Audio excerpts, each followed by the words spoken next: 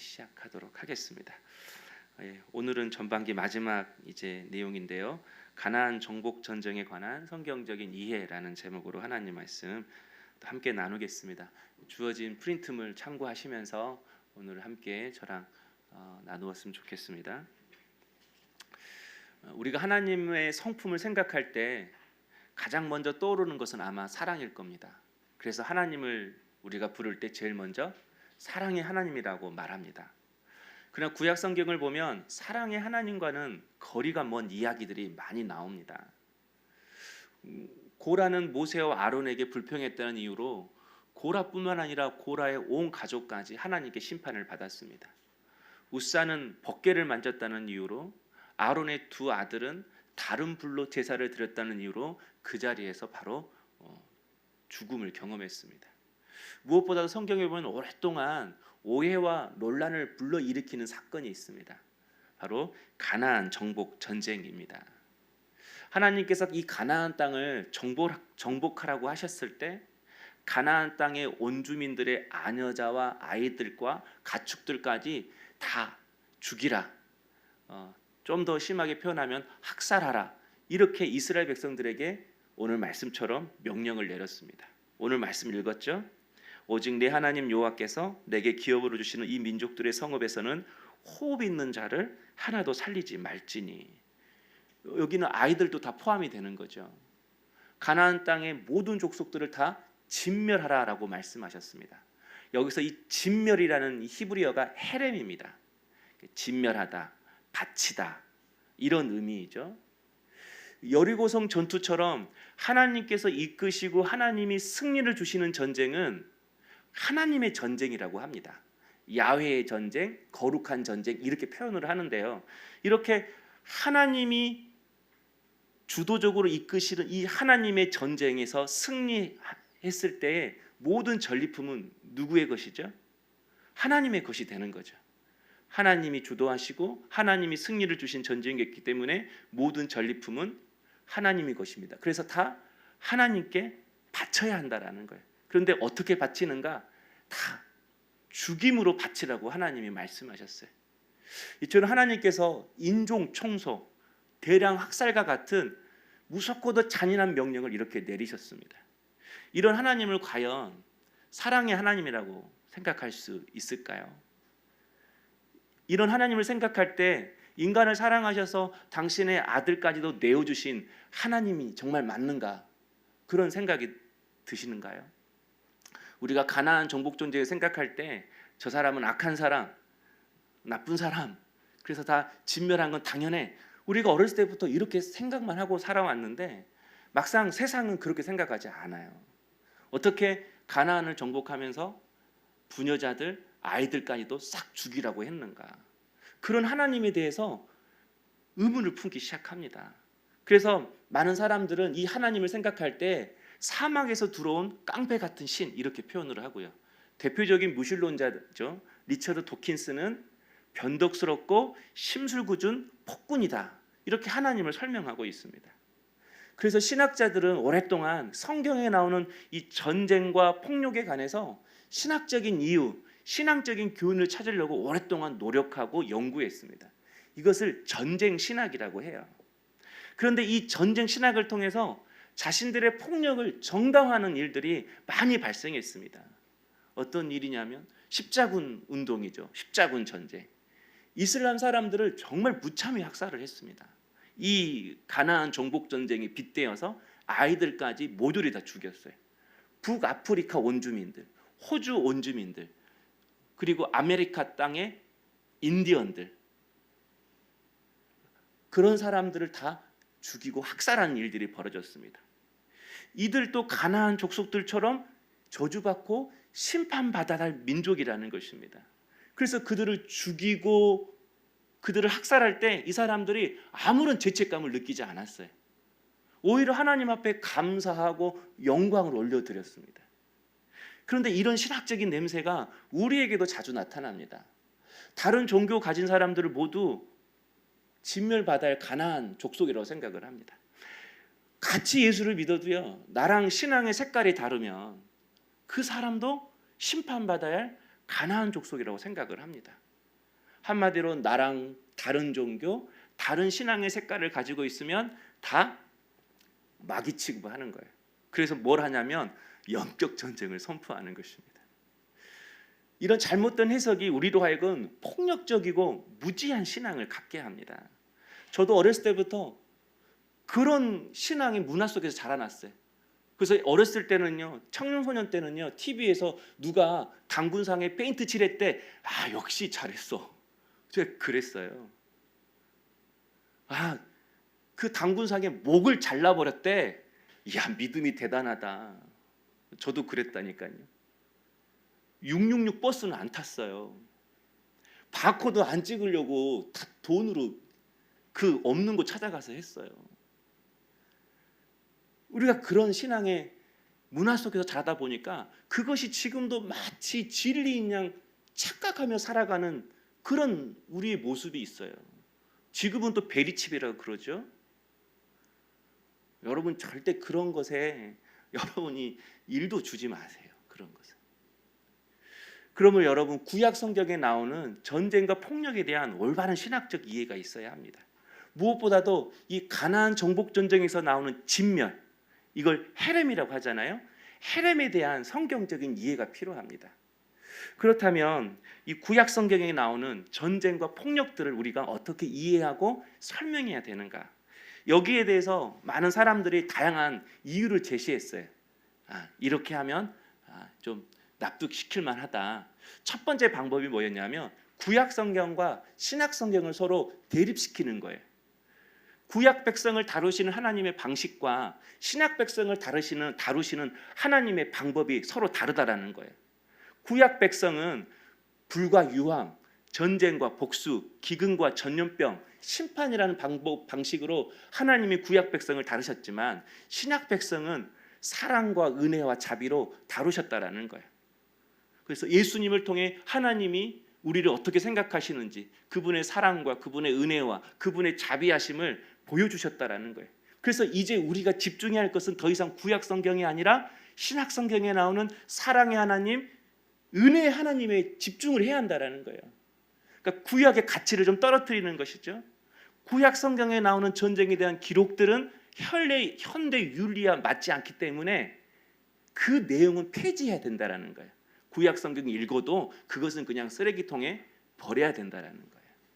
근데 여러분 언뜻 들으면 맞는 것 같은데 이 설명에는 몇 가지 모순이 있어요.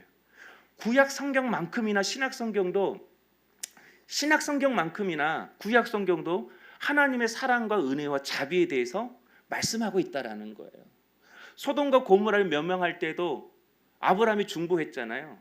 내가 이 성에 10명만 의인이 있어도 심판하지 않겠다. 심판에 대한 기준이 굉장히 하나님은 오히려 낮으셔요. 출애굽한 백성들이 금송아지를 숭배했을 때 하나님이 그들을 용서해 주셨습니다. 막 출애굽했는데 그때 바로 우상 숭배를 했죠. 그렇게 용서하신 하나님을 향해 모세가 이렇게 고백해요. 오늘 한번 같이 읽어볼까요? 프린트문에 나와 있죠.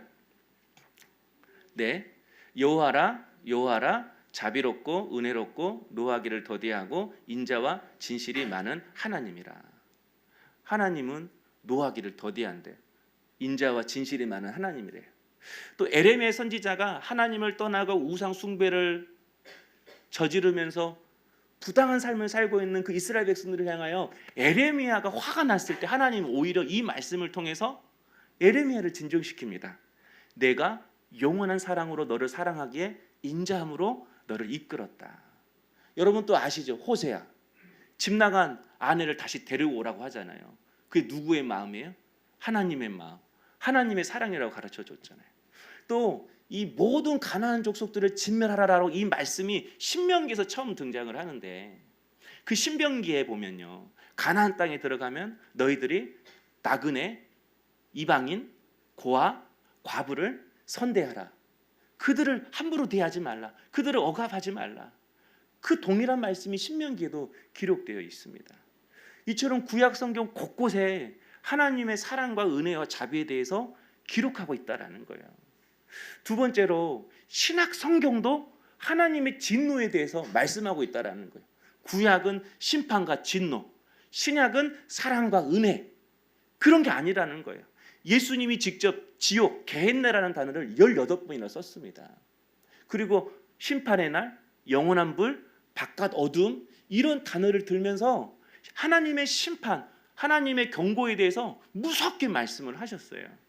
그리고 알다시피 책 전체 거의가 심판으로 기록된 책이 뭐죠?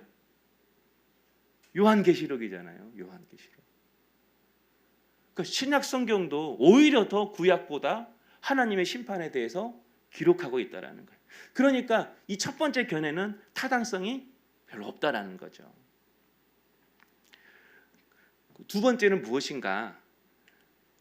이 가나안 정복 전쟁이 하나님께서 시키신 일이 아니다. 이렇게 설명하는 거예요. 그러니까 하나님의 명령이 없었음에도 이게 하나님의 뜻일 거야라고 생각해서 가나안 정복 전쟁을 그렇게 했다라는 거예요. 그러니까 우리가 그런 생각하잖아요. 다윗이 나단 선지자에게 나 하나님을 위해서 성전 짓겠습니다라고 했을 때 나단이 뭐라 그러죠? 그거 하나님이 정말 기뻐하시고 좋아하실 일입니다. 그리고 그 성전 건축을 나단이 먼저 그렇게 설명을 해줘요. 근데 막상 그날 밤에 하나님이 나단을 통해서 뭐라고 해요? 이거 내 뜻 아니다라고 이야기를 해요. 나단이 하나님께 묻지 않고 성전 건축이 누구 뜻이라고 생각을 했어요? 하나님의 뜻이라고 생각했다라는 거예요. 이처럼 가나안 땅에 들어가서 정복하는 그 전쟁할 때에 이 사람들을 다 죽이는 것이 하나님의 명령이라고 생각해서 그들이 했다라는 거예요. 그러니까 이건 하나님의 책임이 없다라는 거죠. 또 어떻게 설명하냐면 가나안 땅에 들어가서 정복 전쟁을 했어요. 그런데 전쟁을 다 치르고 나서 아내도 죽이고 아이들도 다 죽였어요. 그리고 나서 마지막에 이제 합리화를 하는 거죠. 이게 하나님의 뜻이었을 거야. 하나님의 뜻이었을 거야. 자기의 폭력을 나중에 하나님의 뜻이라는 이름으로 정당화를 했다라는 거예요. 여기 이 부분도 성경에 나오죠. 사무엘 선지자가 사울왕에게 아말렉의 왕과 모든 전리품들을 다 없애고 죽이라고 했는데 사울이 아각도 살려오고 전리품도 갖고 오잖아요. 이거 하나님께 드리려고 했다고. 자기를 합리화하기 위해서 이건 하나님의 뜻이다. 이렇게 하나님께 핑계를 댄다라는 거예요. 근데 여러분, 이렇게 하나님의 명령이라고 이스라엘 백성들이 착각했다. 하나님 뜻으로 합리화했다. 이렇게 설명하면 좀 빠져가 나갈 구멍이 보이죠. 그런데 여호수아 6장을 보면요. 하나님께서 1장을 보면 이 땅을 차지하게 해주겠다. 가나안 땅을 약속의 땅으로 주시겠다고 말씀하셨어요. 그리고 우리 조금 전에 읽었던 신명기 말씀에 가나안 모든 족속을 진멸하라. 호흡 있는 자를 하나도 남김없이 다 죽이라 그렇게 말씀하셨고요. 6장에 보면요. 여리고성 남녀노소와 가축들을 여호수아가 하나님의 명령대로 다 죽이는 사건이 나옵니다. 그러니까 이 헤렘 모든 사람을 죽이는 이 사건은 단지 어떤 인간의 뜻이나 생각이 아니라 하나님과의 약속과 관련된 일이라는 거예요. 그러니까 이 전쟁을 이렇게 피해갈 수 없다라는 것이죠. 그렇다면 이 가나안 정복 전쟁을 그리고 세 번째는 이제 알레고리 해석이죠. 이 가나안 정복 전쟁에 나온 이 잔인한 이야기는 실제 이야기가 아니라 우리에게 영적 교훈을 주기 위해서 이렇게 기록해 놨다. 이렇게 설명을 하는 것이죠. 우리에게 하나님이 주신 약속이 있다. 그 약속을 방해하는 어둠의 세력을 물리쳐라. 하나님이 우리에게 주신 약속의 땅이 있다. 꿈이 있다. 비전이 있다. 그 땅을 향하여 정복하라. 이런 신앙적인 교훈을 주기 위해서 이렇게 성경에 이 내용을 기록해 놨다라는 거예요. 한마디로 허구라는 것이죠. 그런데 이 여호수아에 나오는 이야기가 존 버년의 철로 역정과 같은 그런 신앙적인 소설이 아닙니다. 그 당시 팔레스타인 땅에서 일어났던 역사적인 사건인 거예요. 그래서 영적 교훈을 주기 위해서 이 이야기를 만들었다라고 하는 이 견해도 사실은 맞지가 않는다라는 거죠. 이렇게 가나안 정복 전쟁을 설명하기 위해서 여러 가지 시도를 했습니다. 근데 이것이 다 사실 우리에게 만족할 만한 답을 주지 못합니다. 다 거기에 모순이 들어 있어요. 그렇다면 어떻게 우리가 이 가나안 정복 전쟁을 이해해야 하는가? 이 크게 이 세 가지 틀에서 이 가나안 정복 전쟁을 우리가 이해하는 게 중요합니다. 이 가나안 정복 전쟁을 이 한 가지만 떼어놓고 읽는 것이 아니라 성경 전체적인 틀에서 읽고 해석하는 것입니다. 이 세 가지 틀인데요. 첫 번째는 구약 성경이란 틀 안에서 이걸 한번 보고요. 두 번째는 하나님의 주권적 정의라는 틀에서 이 전쟁을 한번 보고, 마지막에는 하나님의 구원이라는 틀에서 이 전쟁을 한번 살펴보는 것입니다. 먼저 구약 성경의 틀 안에서 이 가나안 정복 전쟁을 한번 살펴보는 거죠. 이 구약 성경의 틀 안에서 가나안 정복 전쟁을 살펴본다라는 것은 이 가나안 정복 전쟁을 구약 성경 전체 이야기로 확대 해석해서는 안 된다라는 거예요. 그러니까 당시 시대의 문화적 맥락, 역사적 맥락 안에서 이 가나안 정복 전쟁을 이해해야 한다라는 것입니다. 다시 말해서 첫 번째로 이 문학적 맥락 안에서 이해해야 한다라는 것은 하나님께서 이 가나안 족속들을 다 진멸하라고 명령하셨지만 실제로는 그 사건이 일어나지 않았다라는 거예요. 여호수아서 6장 21절에 보면 남녀노소와 소와 양과 나귀를 칼날로 멸하니라. 여호수아를 정복하고 나서 이 기록이 나와 있어요. 실제로 우리가 다 멸했다 이렇게 나와 있고, 여호수아서 10장 40절에도 모든 왕을 쳐서 하나도 남기지 아니하고 호흡이 있는 모든 자는 다 진멸하여 바쳤으니, 다 헤렘하여 바쳤으니 이스라엘의 하나님 여호와께서 명령하신 것과 같았더라. 성경의 기록 보면 하나님의 명령대로 여호수아와 이스라엘 백성들이 모든 가나안 족속들을 다 진멸했다, 죽였다 이렇게 기록되어 있지만 사실은 그런 일들이 실제로 일어나지 않았다라는 거예요. 그러니까 진멸했다라는 이 뜻이 완전히 죽였다, 모두 죽였다 이런 뜻이 아니라 완전히 승리했다, 완벽한 승리를 주셨다, 이런 문학적 표현이라는 거예요. 모두를 쓸어버렸다, 우리 이런 표현 하잖아요. 완전히 짓밟아 버렸다. 그러니까 그 당시에 다른 나라의 전쟁 문서도 보면 완전히 죽이지 않았지만 그 전쟁에 대한 승리를 이렇게 묘사를 했다라는 거예요. 진멸했다 이 표현으로. 그러니까 이 진멸이라는 것은 그 당시의 문학적인 표현이라는 것이죠. 왜냐하면 사사기를 보면요, 다 진멸했다고 했지만 여전히 가나안 족속들이 살고 있는 그 내용이 사사기에 기록되어 있습니다. 그리고 다 진멸을 하겠지만 누구 살려주셨죠? 라합과 그의 가족도 살려주셨죠. 그리고 기브온 족속 살려주셨죠. 기브온 족속을 살려주실 뿐만 아니라 가나안 족속들이 배신했다고 기브온 족속을 공격할 때 그 기브온 족속을 보호해 주시기까지 했습니다. 그러니까 이 진멸이라는 이 단어를 다 모조리 죽여버렸다 이렇게 우리가 반드시 문자적인 의미로 받아들일 것이 아니라 당시 전쟁에 대한 문학적 표현으로, 수사로 우리가 받아들일 수 있다라는 것입니다.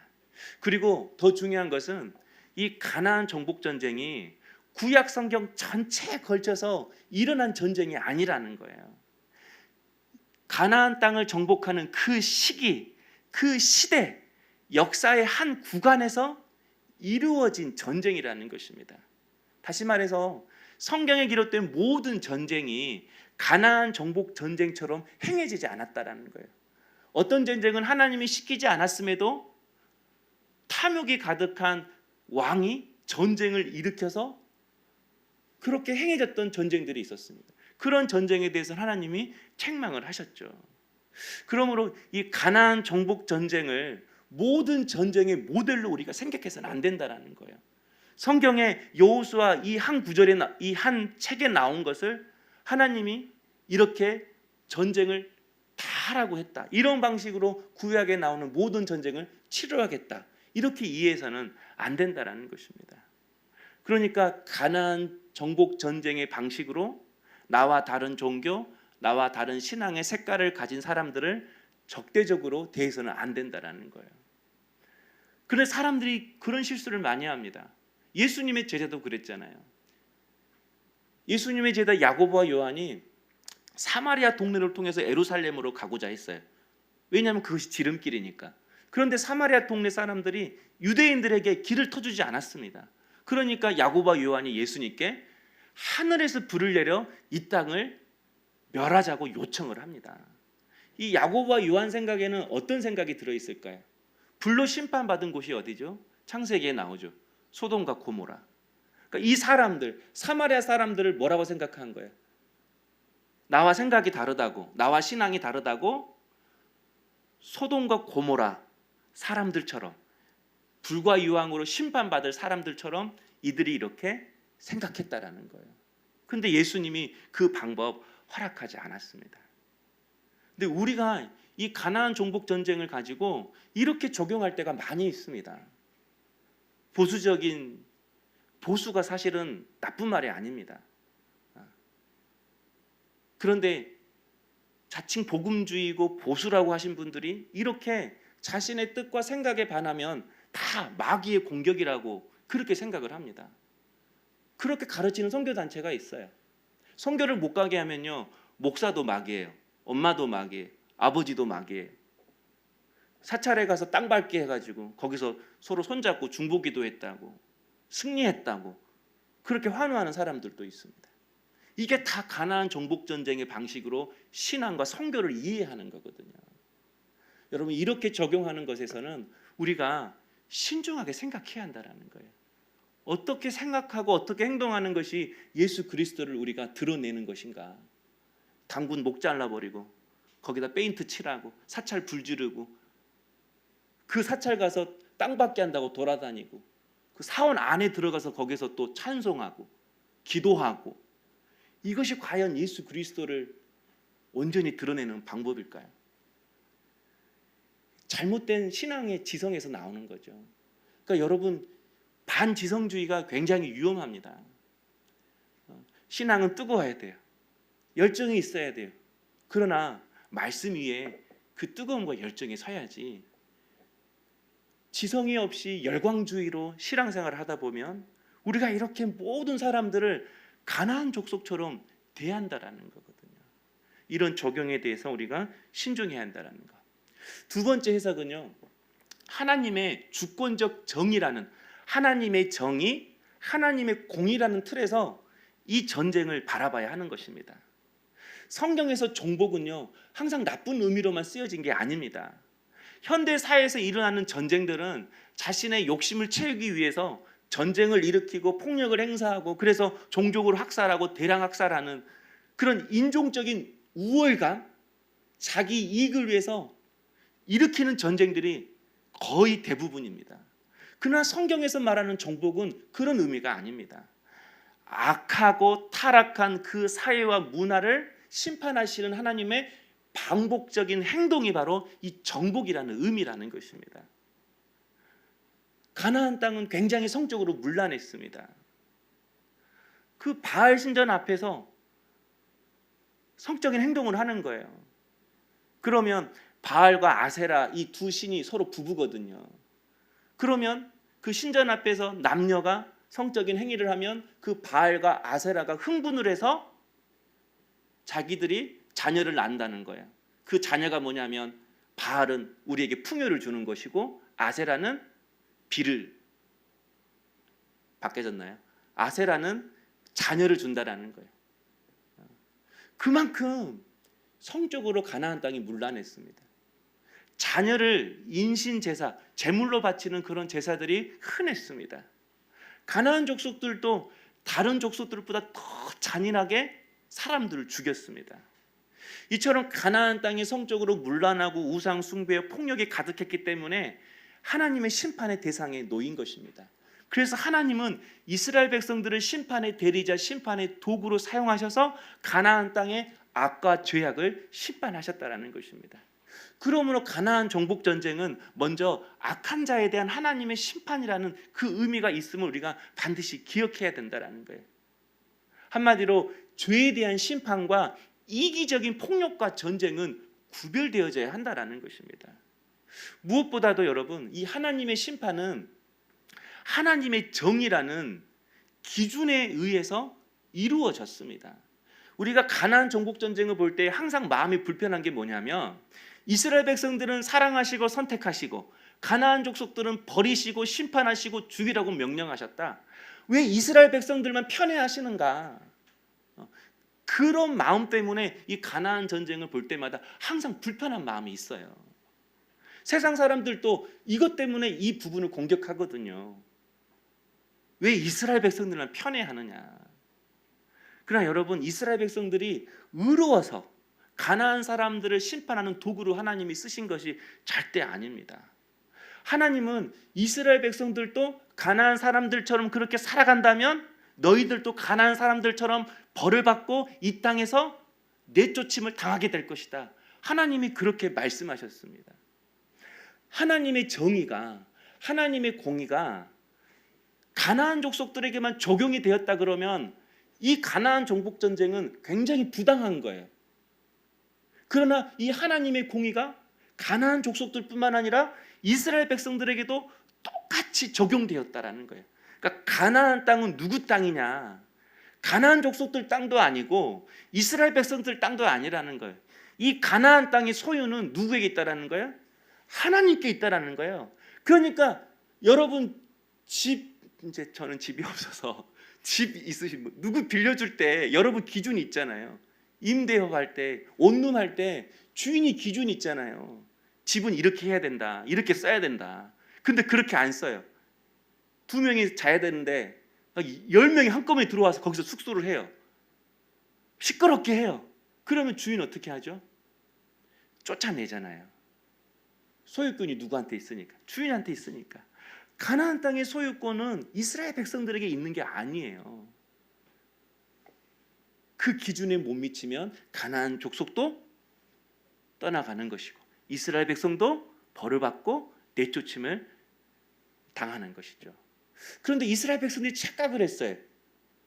자신들이 의로워서 하나님의 심판의 도구로 우리를 사용하셨다. 그래서 우리의 의로움 플러스 가나안 사람들의 악함 이퀄 우리의 승리, 이런 등식으로 이들이 살아간 것이죠. 그런데 이스라엘 백성들이 가나안 사람처럼 똑같이 살아가니까 어떻게 되었죠? 북이스라엘은 아수르에게 심판당하고 나라가 멸망당했어요. 바벨론에 의해서 남유다가 망한당하고 사람들이 다 포로로 끌려갔어요. 가나안 땅에 쫓겨난 것이죠. 이스라엘 사람들이 오히려 가나안 사람들처럼 살았을 때 가나안 사람들이 이스라엘 백성들을 통해 받았던 그 심판보다 더 혹독한 심판을 이들이 경험했습니다. 그러니까 가나안 정복 전쟁은 그냥 하나님의 부당한 기준으로 이루어진 것이 아니라 철저한 하나님의 정의와 공의라는 그 기준에서 행해졌다라는 것입니다.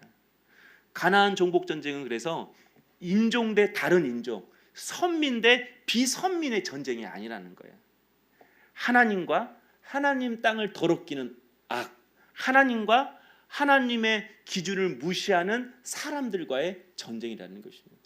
그래서 가나안 정복 전쟁은 하나님의 공의로운 심판이다라고 우리가 이해할 수 있는 두 번째 방법이 있는 것입니다.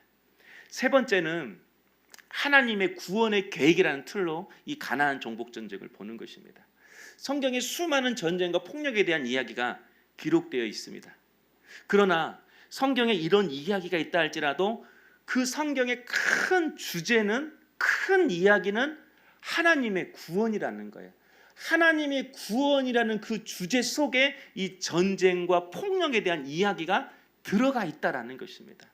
하나님은 우리를 구원하기 위해서 때로는 고통도 악도 허용하시고 이용하신다고 했잖아요.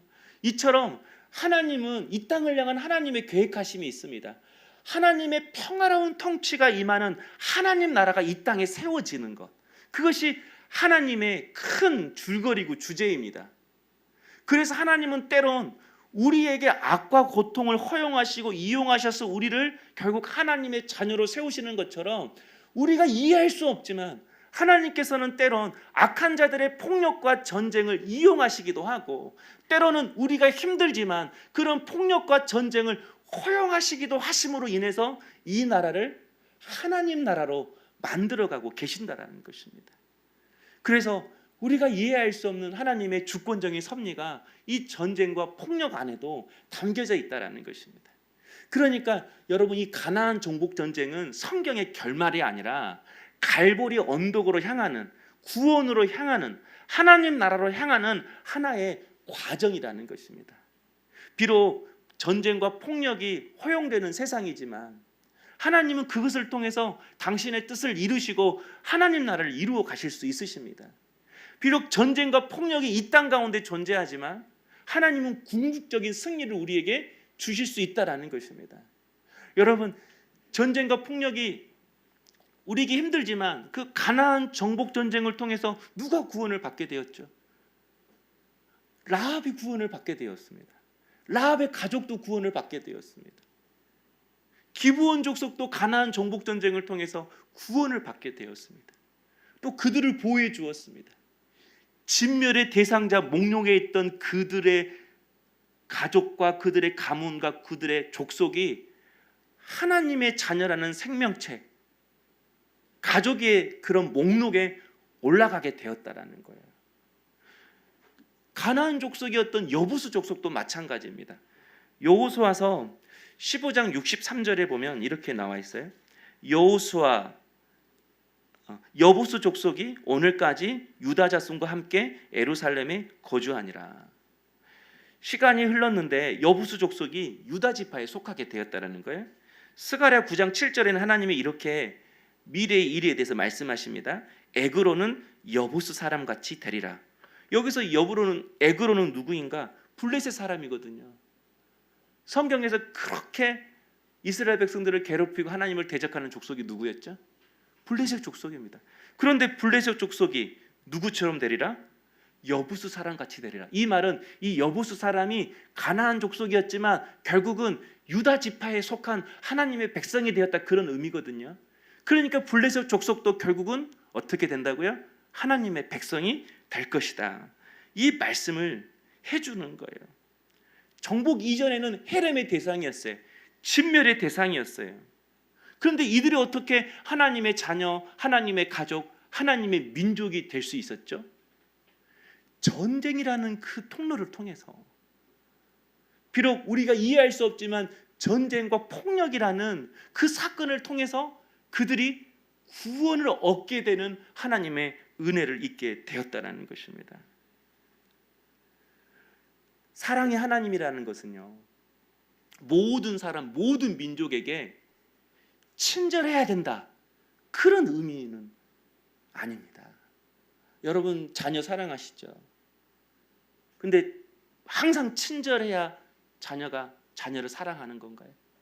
사랑 속에는 친절도 있고 따뜻함도 있지만 거기는 때로 회초리도 있고 때로는 엄마의 외면도 있고 경고도 있고 함께 들어있는 것입니다. 우리는 사랑의 하나님 그러면 하나님이 뭐든지 다 친절하셔야 된다, 뭐든지 용서해야 된다, 그런 의미만 담겨져 있는데 절대 그렇지 않습니다. 하나님은 때로는 좋은 일들을 통해서 우리의 삶을 이끄시기도 하지만 우리가 이해할 수 없는 세상의 악과 고통과 전쟁을 통해서도 우리의 삶을 이끄시고 당신의 뜻을 이루어 가신다라는 것입니다. 무엇보다도 우리가 가장 이해할 수 없는 폭력이 뭐죠? 죽음이 뭐죠? 십자가입니다. 가나안 사람들은 자신의 죄악으로 인해서 죽임을 당하고 심판을 받았습니다. 하나님의 공의, 하나님의 정의라는 기준에 의해서. 그러나 예수 그리스도께서는 아무런 죄가 없으셨습니다. 그런데 그는 그 십자가에서 모진 고통을 받으시고 모든 폭력을 받으시고 결국 죽음을 경험하셨습니다. 그러나 그 죽음과 그 폭력을 통해서 오늘 우리에게 구원이라는 하나님의 선물을 허락해 주셨습니다. 이처럼 우리의 삶 속에 전쟁과 그런 이해할 수 없는 엄청난 사건들이 우리에게 찾아오고 그래서 우리가 힘들 수도 있습니다. 그러나 하나님은 그것을 통해서 당신의 뜻과 당신의 의뢰와 당신의 섭리를 이루어 가신다라는 것입니다. 그런 믿음의 눈으로 우리의 삶에 찾아오는 그런 모든 일들을 우리가 이해하고 믿음으로 받아들일 수 있는 우리 성도님 될 수 있기를 원합니다. 또 한 가지는 여러분, 잘나고 똑똑한 사람이 하나님께 쓰임 받는 게 절대 아닙니다. 이스라엘 백성들이 자격이 있어서 그 가나안 땅에 들어간 것이 아닙니다. 하나님이 선택하셨지만, 그래서 그들에게 약속의 땅을 주셨지만 하나님의 기준, 하나님의 뜻대로 살지 않으니까 하나님의 영적인 촛대가 옮겨졌습니다. 여러분, 하나님의 촛대가 옮겨질 수도 있습니다. 그러나 그 촛대가 반대로 우리에게 찾아올 수도 있습니다. 내가 연약하고 부족한다 할지라도 하나님의 뜻대로 살기를 바라고 그 하나님을 갈망하며 살아갈 때에 하나님께서도 동일하게 우리에게 그 약속의 땅을 허락하시고 우리를 통해 당신의 약속을 이루어 가시기를 원하신다라는 것입니다. 오늘 내게 주어진 이 땅, 내게 주어진 이 삶, 하나님이 주신 약속의 땅이라고 생각하고 영적 촛대가 옮겨지는 그런 삶이 아니라 하나님의 뜻과 하나님의 마음에 합당한 삶을 살아서 하나님의 약속을 이루어가고 주신 열매를 경험하며 살아갈 수 있는 우리 성도님 될 수 있기를 소망합니다. 우리 기도하겠습니다. 우리 이 시간 신앙을 다시 한번 좀 돌아봤으면 좋겠습니다. 우리가 열정이라는 이름으로, 뜨거움이라는 이름으로 나와 다른 생각과 신앙을 가진 사람들을 향하여 내 기준으로 정죄하고 판단하지 않았는지, 하나님 우리의 신앙이 더욱더 건강하게 세워지기를 원합니다. 또한 내게 주신 이 삶이 주님이신 약속의 땅임을 믿습니다. 하나님의 뜻과 기준에 맞는 그런 삶을 통하여서 하나님의 그 은혜와 열매를 경험하는 복된 삶 살게 하여 주옵소서. 우리 함께 기도하겠습니다.